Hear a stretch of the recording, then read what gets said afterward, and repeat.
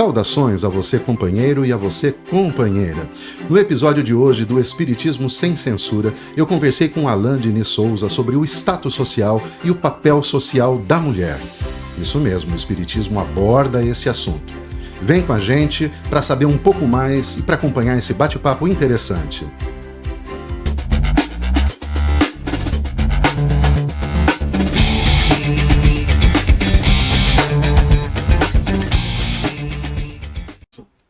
Wilson, meu querido, sabe que a codificação espírita, né, é chamada de codificação porque é como um código inicial para o pensamento espírita. Mas essas obras iniciais que vieram pela organização de Allan Kardec, para nós espíritas, não é sagrada. Elas são um ponto de partida que nós levamos muito a sério. Mas nós podemos criticá-las, Wilson? Então, Alain, sobretudo o que a gente se propõe a falar hoje, né? A gente está se propondo a falar sobre o papel da mulher. A gente pede até licença, né, para quem está nos acompanhando, para quem ouvir esse vídeo, porque, poxa, 2 homens falando sobre mulher, né? Hoje falam muito, né, Alain, daquela coisa de lugar de fala. Mas nosso objetivo é somente entender o que o Espiritismo traz sobre isso. E a gente vai buscar nas obras básicas mesmo, especificamente no Livro dos Espíritos, que é a principal obra, a obra basilar, né, que deu realmente sustentação ao Espiritismo. E lá a gente vai encontrar trechos interessantes sobre a questão da emancipação da mulher. Nós vemos na sociedade hoje, Alain, uma evolução muito grande dos direitos da mulher. Apesar dessa evolução ainda, as mulheres ocupam, realizando as mesmas funções, elas recebem salários mais baixos ainda. É preciso lembrar que a entrada da mulher no mercado de trabalho, ela também aconteceu por força do capitalismo. Então veja, as empresas começaram a perceber, as fábricas começaram a perceber que era mais vantajoso levar a mulher para a fábrica, pagar a metade do que se pagava aos homens e deixar os homens em casa. Essa transformação na sociedade em que a mulher vai para o mercado do trabalho foi patrocinado pelo modelo de produção capitalista. E quando eu falo de capitalismo, também, Alain, no nosso papo é interessante a gente deixar isso bem claro. Não significa que eu seja comunista, né, ou que eu seja socialista. Não, eu só entendo que a gente tem que pensar em uma forma diferente de organização que não seja essa, porque essa está mostrando que não está dando certo. Mas, para a gente não fugir, eu vou voltar lá. A mulher hoje tem direitos. A mulher pode votar, a mulher pode trabalhar, a mulher pode fazer o que ela quiser.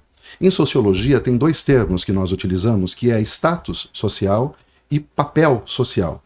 Status é a posição em que aquela pessoa, aquele indivíduo se encontra, como ele é visto. E papel social é o que se espera daquele indivíduo, o que espera que aquele indivíduo faça, como ele atua dentro daquela sociedade. Então, hoje o papel da mulher é meio indefinido, porque a mulher pode tudo. E por poder tudo, ela acaba assumindo uma carga muito grande sobre os ombros. Mas no Espiritismo, o que o Espiritismo diz sobre o status, que posição a mulher ocupa? Quando Kardec pergunta se as leis devem ser iguais para homens e mulheres, o Espírito de Verdade diz que as leis sim, mas as funções não. Ao homem fica encarregado pela parte de fora do trabalho pesado, e para a mulher o trabalho de dentro. O que quer dizer isso? Dentro do quê? Dentro de casa, talvez? Dentro de si mesma? Está dizendo que o quê? A mulher tem mais sentimento, a mulher cuida da educação, e o homem carregar pedra?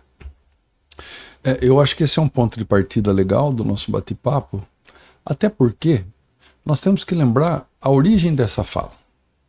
A origem dessa fala provavelmente veio de um espírito que havia desencarnado há um certo tempo, que vivia numa sociedade extremamente machista e que não teve ainda tempo de elaborar mentalmente uma outra ideia.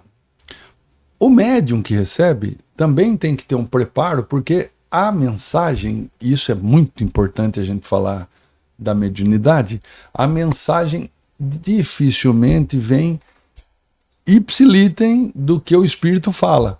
Há uma tradução, uma interpretação do médium. Um ruído, né? Um ruído. Ele envolve na fala, quando ele vai escrever, ou gravar, ou falar, ele envolve o seu ponto de vista. Então existe...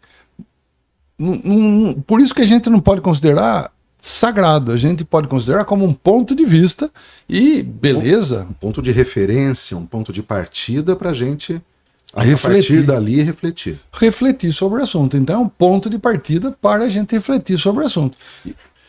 Nós, quando lemos o Livro dos Espíritos, imaginamos que esses espíritos que trouxeram essas comunicações sejam espíritos superiores, que vissem o nosso mundo de uma forma superior, que já não tivessem essas vicissitudes, esse ranço que tem na nossa sociedade. Então era como se nós esperássemos ouvir a voz de anjos.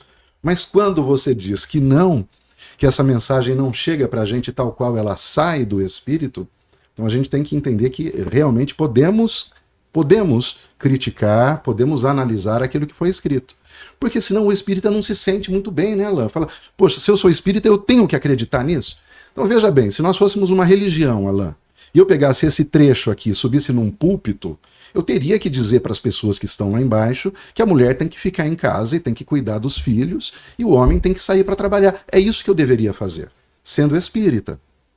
Se fizesse aquilo como um livro sagrado, que não pudesse ser tocado.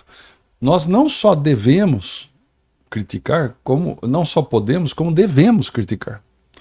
Porque se você pega os grandes pensadores da história humana, grandes pensadores, vou falar de Sócrates, de Platão, de Aristóteles, outros mais contemporâneos, Kant, Nietzsche, e entre muitos, Foucault, todos eles são grandes pensadores.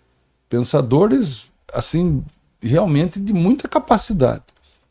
Todos eles são criticados até hoje.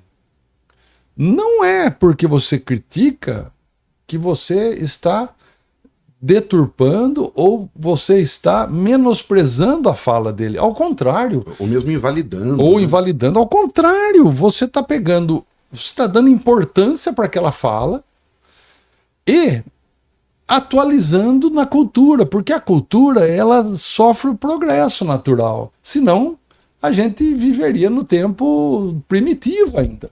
Então, quando nós hoje estamos inseridos numa cultura já ainda preconceituosa, mas já bem diferente da época da codificação, nós temos o dever de olhar para certas coisas escritas e reinterpretar. Não mais com a visão daquela época vitoriana que foi escrita a codificação, mas numa visão já de 2025.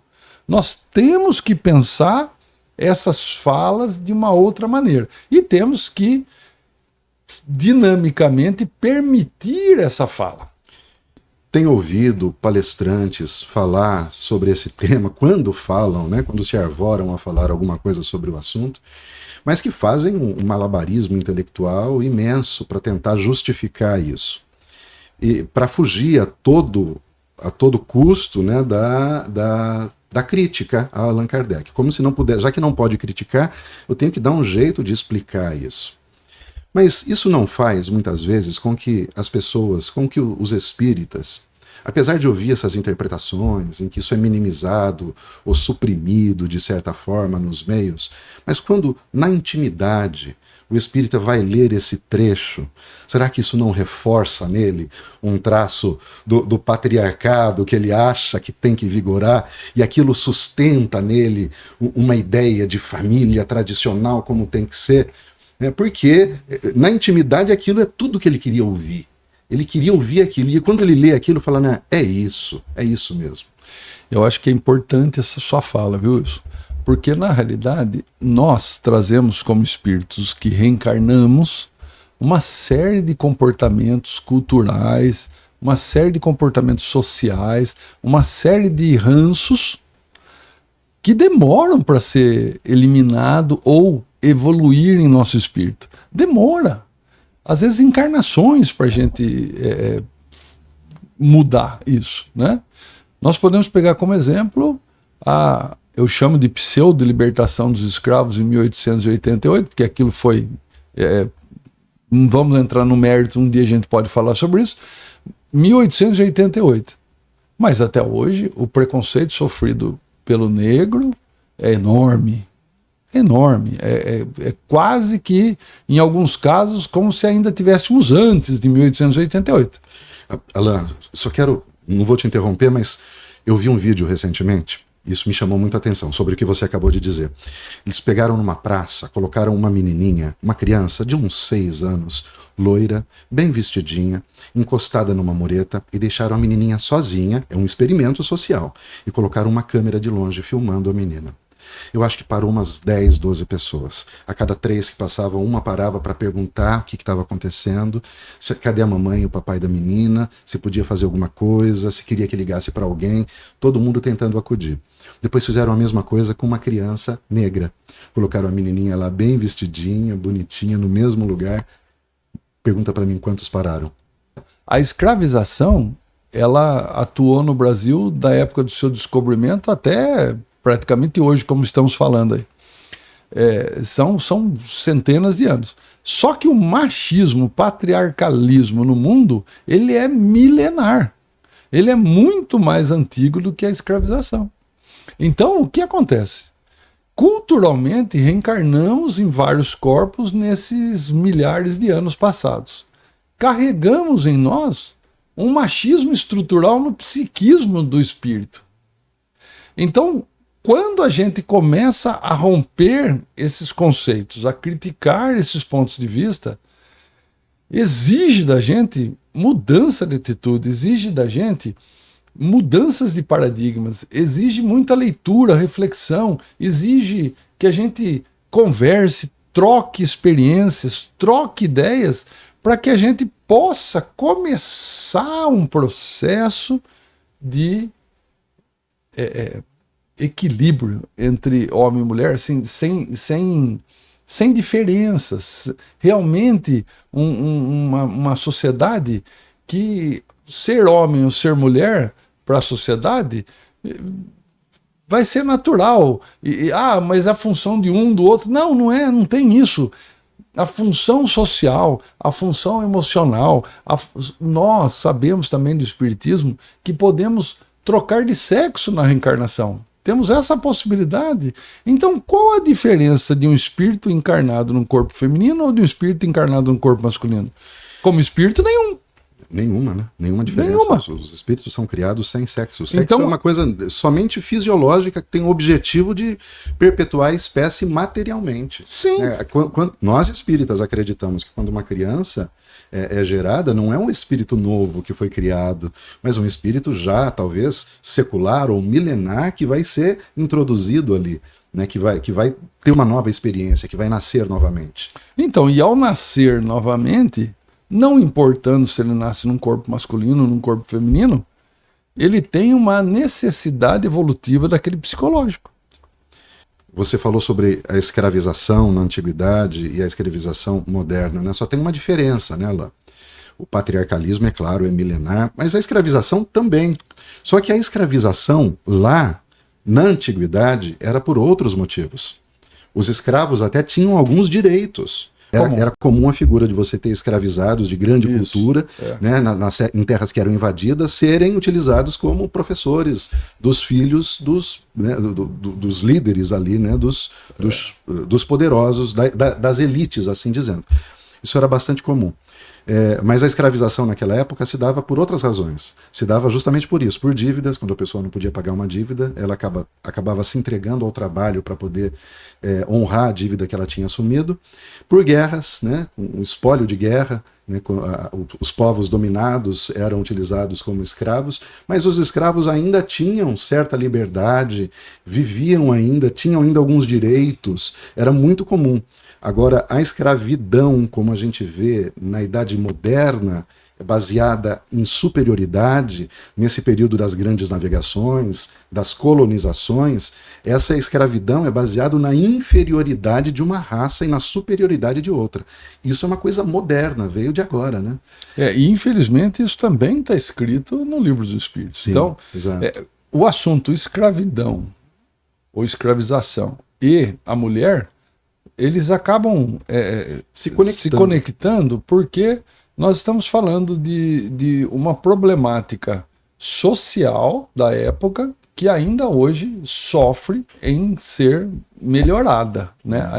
Ainda nós temos muito a melhorar no trato entre homens e mulheres. E até para salientar, só um pontinho aqui que me veio à mente é que na época da codificação, tem um estudioso que ele chegou a fazer uma certa estatística, que eu não sei, eu não fui lá atrás de ver a forma que ele fez, que teve muito mais participação feminina na codificação do que masculina. Então, veja que tinham muitas mulheres envolvidas naquele processo. E apesar disso, ainda veio uma carga machista na codificação espírita. Na morte de Kardec, né, no desencarne de Kardec, a esposa dele continua a codificação. Ela continua trabalhando por anos até a sua morte, também à frente do espiritismo. Então, nós temos muitas mulheres importantíssimas.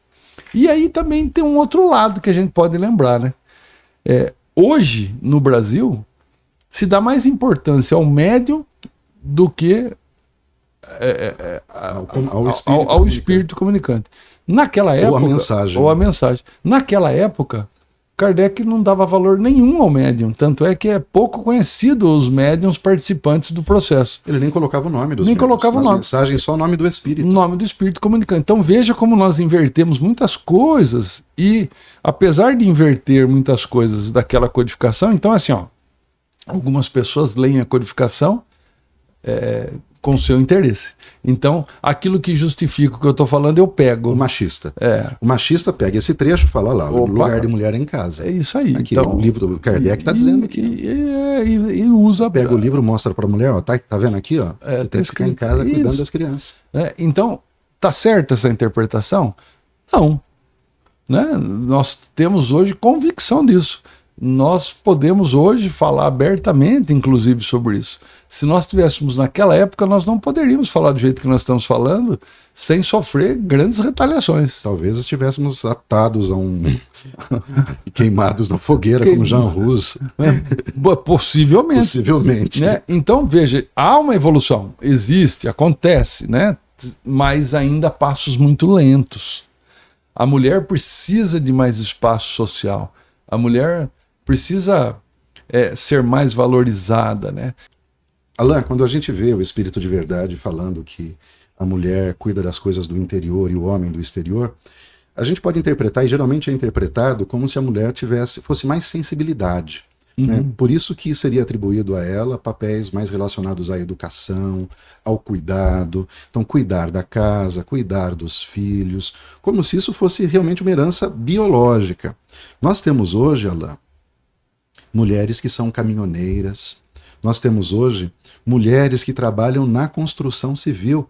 Aliás, eu vi uma reportagem há pouco tempo dos cursos para assentadores de azulejos, né, para acabamento, sobretudo, e que as mulheres performam muito melhor do que os homens, porque elas são mais caprichosas, mais detalhistas nos acabamentos do que os pedreiros. Então veja, se nós levássemos a cabo isso que está escrito em O Livro dos Espíritos, nós deveríamos concordar que as mulheres não podem trabalhar nesses serviços pesados, né, como por exemplo pedreiro ou caminhoneira, como eu mencionei. Então, como a gente tem que se posicionar com relação a isso? A obra não pode ditar o que a sociedade está vivendo na sua realidade. Né? Ou nós devemos olhar para a sociedade e falar, a sociedade está caminhando para um lugar errado. Nós devemos voltar para o que está indicado nessa obra.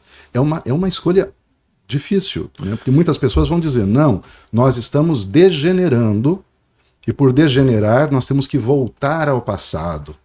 Né?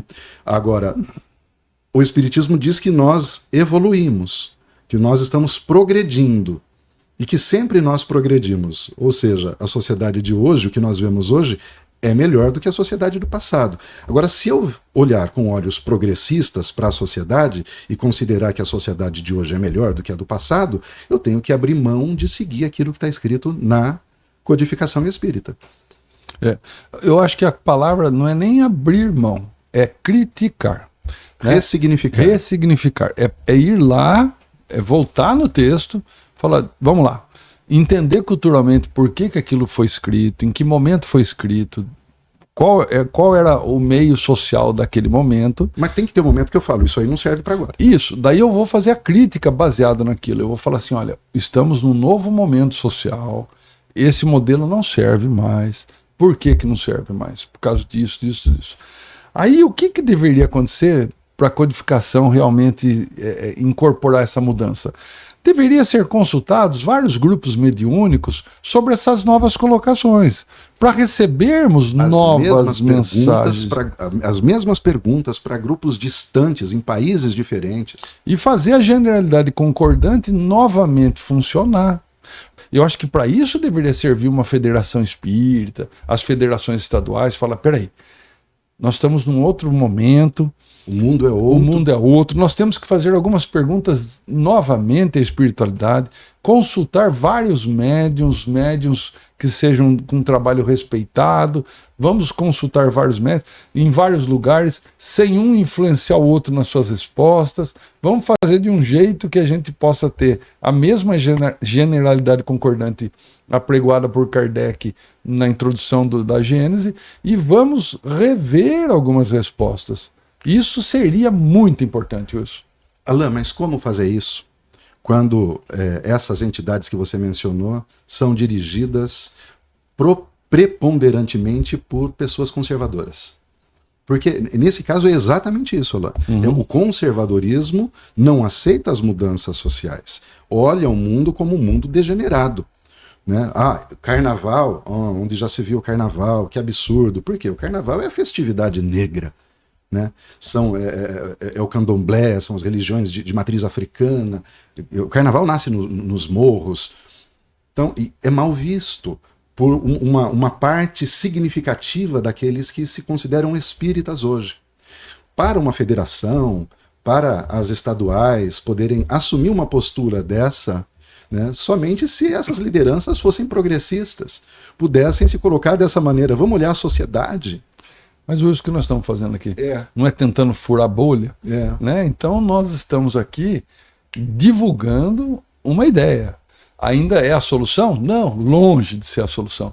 Mas nós estamos colocando no ar um assunto que esperamos que chegue no ouvido de pessoas de bem, pessoas que tenham um espírito crítico, pessoas que tenham uma vontade de evoluir junto com a doutrina, que não queira estagnar, igual outras religiões ficaram estagnadas em livros sagrados, que até hoje falam coisas absurdas e continuam a pregar dessa mesma forma absurda nos seus templos, que a gente consiga encontrar dirigentes lúcidos, esclarecidos, com disposição de evoluir e que encare essa nossa pequena crítica, mas com muito amor ao espiritismo, para transformá-lo. Muito obrigado, meu amigo. Precisamos de muita coragem. Isso não nos falta. Sem dúvida. Vamos em frente. Isso aí. Até a próxima, meu querido.